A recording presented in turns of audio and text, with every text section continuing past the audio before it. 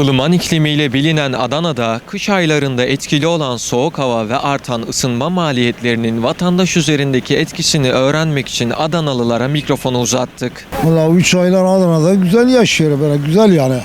Havalar normal yani. Doğuya göre, temsile İstanbul'a göre, Ankara'ya göre buranın havası soğuk ama güzel yani. Kuru soğuktu tabii ki ya. Ya kıştır ha. Zemperi ayın içindeyiz yani, değil mi yani?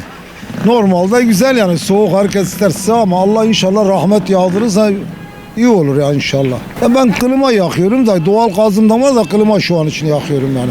Vallahi faturayı ister istemez şartlara göre yani ucuz değil yani. Hani keşke daha ucuz olsa yani. Ne diyebiliriz gene? Bu başımızdaki devletin işi yani. Diyeceğim bir şey yok hani. Allah sırada selamet versin. Memleketimize Allah huzur, mutluluk versin inşallah. İnşallah iyi olur yani Allah'ın izniyle. Allah gençlerimiz de ıslah etsinler. Hemen korna çalıyor, bir adam bıçak çekiyor, silah çekiyor. Bunlar önemli. Soğuk geçer, Allah'ın verdiği soğuk geçer. Ama gençlerimiz iyi olmadı mıydı? O soğukluk iyi der yani. Çok teşekkür ederim. Allah memleketimize huzur, mutluluk versin inşallah. Şu an soğuk. Havalar birden değişti, soğudu. Evet, o kötü işte. Oralara yağıyor, soğuğu bize yansıyor. Soba yakıyoruz. Elektrikli. Yansıyor. Yüksek geliyor. Yani çok geliyor. Yazın da çok geliyor. Yazın da sıcak. 3-4 yıl oldu.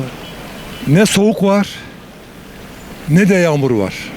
Bakma bu günlerde böyle 1-2 gün oldu. Böyle biraz havalar biraz soğudu ama yağmur hiç yok. 3-4 yıl oldu. Yağmur yok. Vallahi talaşla daha önce yapıyordum. Şimdi klima taktım. Klima da soğutmuyor. Yani elektrik maliyetleri şu an yazın kullandık diye o 4000 kW'ı geçmişiz ya. Yüksek tüketim bedeline geçtik. Şu an gelen faturalar birkaç kat artacak. Herhalde şikayetçiyiz. Emekli aylıklarına verdikleri %12. Gelecek zam %300. Hak mı bu? Değil. Vallahi güzeldir. Buraya da yazsa güzel olur ama ne yapalım? Sonra da alışkınlık razıyız. Yani öyle alışmışız biz buraya. Yağmur yağdı mı soğuk, yazın güneşi çıkıyor aynı. Değişen bir şey yok yani, kış yaz aynı. 4 mevsimi bir günde de yaşayabiliriz.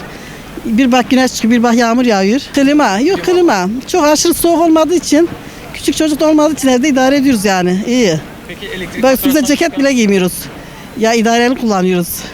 Yani mesela kısıyoruz, gündüz de kısıyoruz, akşam da kısıyoruz. Soğuk olduğunda açıyoruz, 3-4 saat yakıyoruz, sonra geri kapatıyoruz. Çünkü evde küçük çocuk olmadığı için yani idare ediyoruz, iyi oluyor. O hani çocuğu olanlar için zor. Bizde küçük yok. Tam olarak yani kış yaşayamıyoruz. Daha çok çevrelerdeki o karları daha çok hissediyoruz. Onun soğuğunu yiyoruz daha doğrusu. Birkaç aydır beklediğimiz bir şeydi bu soğuk. Şu anda havalar bayağı iyi. Ya şu an kalorifer kullanıyoruz. Ama iş yerinde çalıştığım için iş yerinde de daha çok soba tercih ediyoruz. Elektrikli sobalar. Onlar daha işe yarıyor iş yerlerinde. Şu anlık dediğim gibi bayağı bir bu hafta soğuk geçecek gibi duruyor. Elektrik faturalarına bayağı etkisi oluyor bu arada. Kışın özellikle doğalgaz kombiye bağlı olduğu için hem suyu hem elektriği ikisi bir arada geliyor ve fazla geldiğini düşünüyorum ben açıkçası. Yeni yılda da asgari ücret falan arttırıldı ama doğalgaz ve kombi yine fazla bir şekilde hani zamla geleceğini düşünüyorum açıkçası. Şu anki ödediğimiz faturanın daha fazlası çıkacak 2026'da.